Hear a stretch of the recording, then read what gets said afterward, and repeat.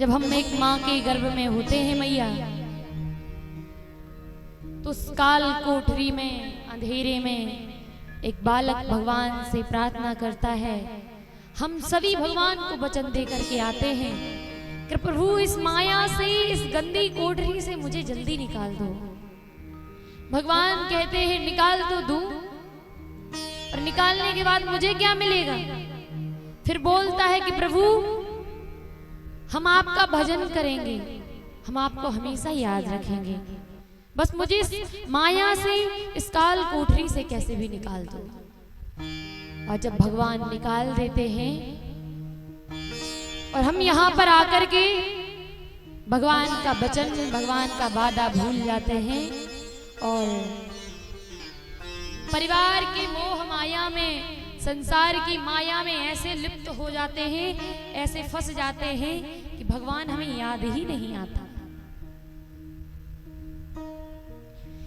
एक व्यक्ति था मैया, उसके पास नारद जी आए। नारद जी ने कहा तुम बड़े पैसे वाले हो, लेकिन कभी भगवान के दर्शन करने नहीं जाते। बोले दर्शन करने जाऊं कैसे? अरे जाओ मंदिर में, उसी मूर्ति के सामने हाथ जोड़ के खड़े रहो। भगवान कभी प्रत्यक्ष रूप में किसी को दर्शन देते नहीं, चाहे छोटा भक्त हो चाहे बड़ा भक्त हो। तो क्या दर्शन करो? मंदिर में वो मूर्ति जो बोलती नहीं है उसके सामने हम बड़बड़ाएं, क्या फायदा? भगवान कभी प्रत्यक्ष रूप में तो दर्शन ही नहीं देते। आज नारद जी ने भगवान विष्णु से प्रार्थना की, प्रभु आपके बहुत सारे भक्त आपका दर्शन करना चाहते हैं, आप पृथ्वी लोक चलो, उन्हें दर्शन दे दो। भगवान ने कहा मैं तो रोज दर्शन दूं, लेकिन इनमें से मेरे दर्शन करना कौन चाहता है? कोई मेरे दर्शन करना चाहता ही नहीं है, मैं किसे दर्शन दूं? बोले प्रभु आज आप चलो। अरे मैंने 2-3 भक्तों को इकट्ठा किया, आपके दर्शन करने अवश्य आएंगे। कहा ठीक है तुम्हारी बात मान लेता हूँ, यहाँ बुला लो, हम यहाँ इसी नदी के किनारे खड़े हुए हैं। एक नदी के किनारे भगवान खड़े हो गए। नारद जी उसी भक्त के पास गए, कहा कि तुम कहते हो भगवान प्रत्यक्ष रूप में दर्शन नहीं देते, आज भगवान दर्शन देने को बैठे हैं, चलो तुम्हें दर्शन कराएं। नारद जी ने बहुत कहा, लेकिन उस व्यक्ति ने क्या कहा कि आज थोड़ा खेत का काम ज्यादा हो गया है, आज इस काम को निपटा लेता हूँ, फिर कल चलता हूँ भगवान के दर्शन करने।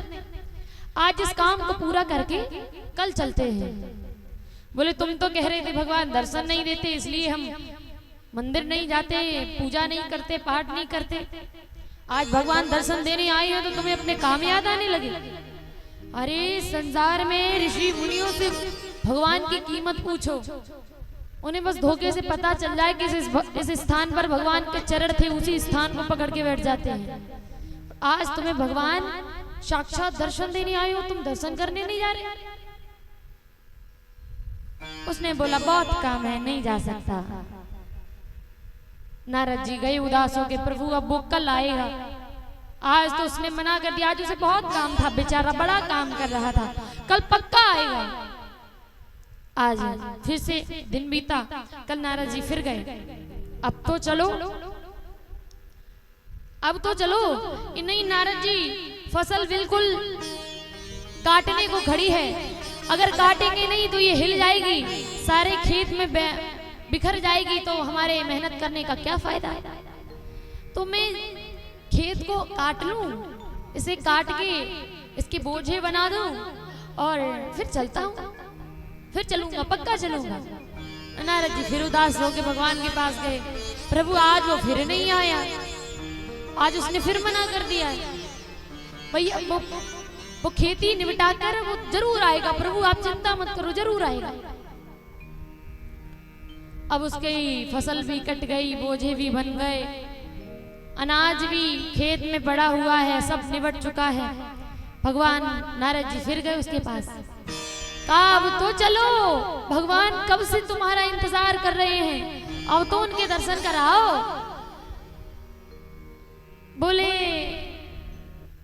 घर में अनाज रखने की ज्यादा जगह नहीं है, खूब बढ़िया खेती हुई है, तो इस अनाज को थोड़ा निपटा के आते हैं, मंडी अंडी में बीज बेच के आते हैं। और फिर मेरे लड़के की शादी है और उस अनाज को बेच के पैसे आएंगे, उससे लड़के की शादी करेंगे और उसके बाद पक्का दर्शन करेंगे। फिर तो ये मानो कि मैंने गंगा नाली, बस मेरा बेटा और शादी के लिए रह गया, उसका विवाह हो जाए। नारद जी फिर उदास होके गए। प्रभु आज उसने फिर मना कर दिया। धीरे धीरे हर बहाना चलता रहा उसकी शान का, भगवान के दर्शन करने नहीं गया। अंत समय आया, चारपाई पे पड़ा है। नारद जी ने कहा, हे भगवान, अब तो चलो भगवान के दर्शन करने। तो अब उसने फिर से बहाना मार दिया।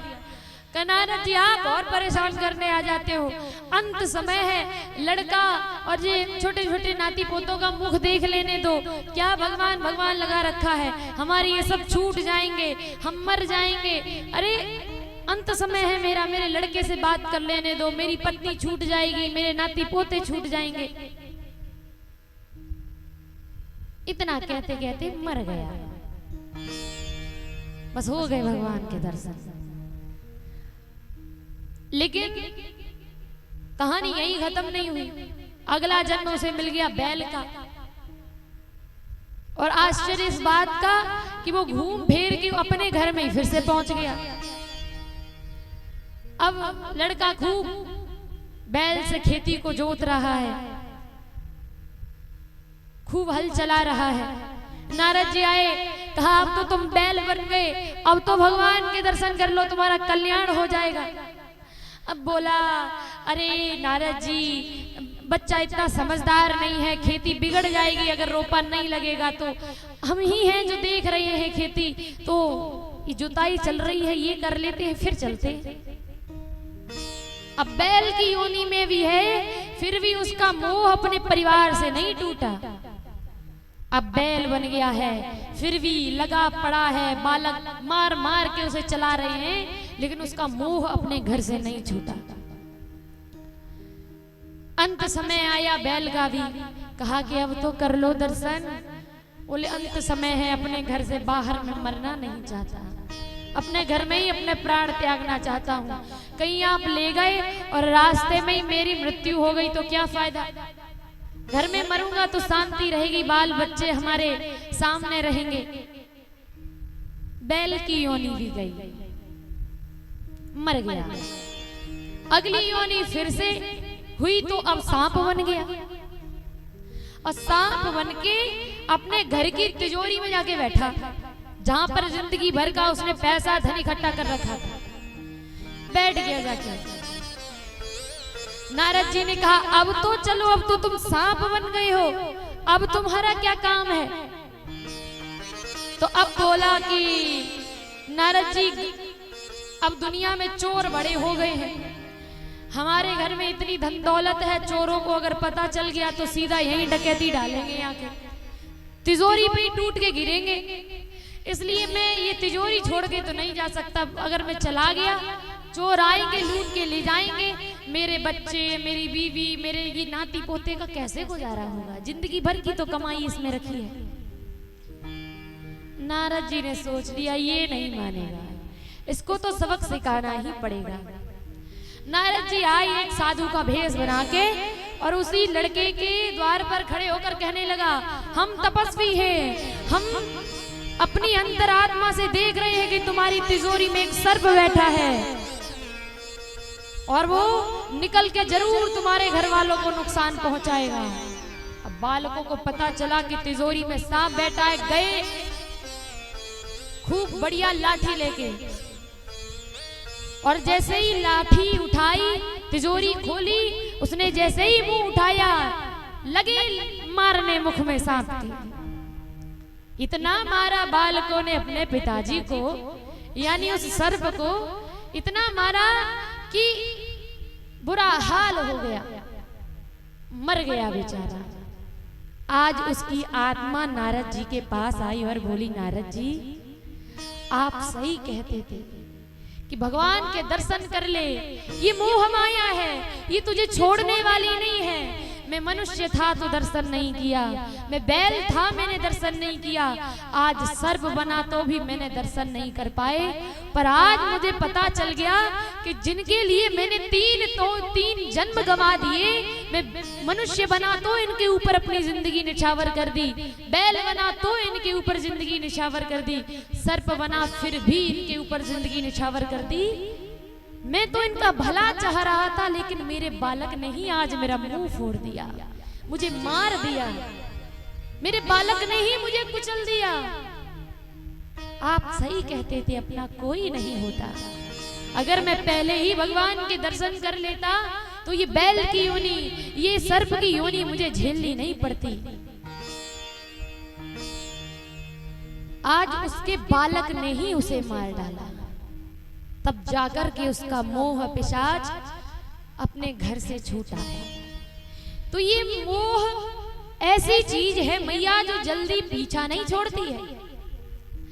अगर इसके चक्कर में जो पड़ गया वो जल्दी छूटने वाले नहीं है। किसान ने तीन जन्म गंवा दिए, लेकिन उसका मोह नहीं छूट पाया जब तक उसके घर वालों ने उसे ठोकर नहीं मारी, जब तक उसके घर वालों ने उसे कुचल के मार नहीं दिया।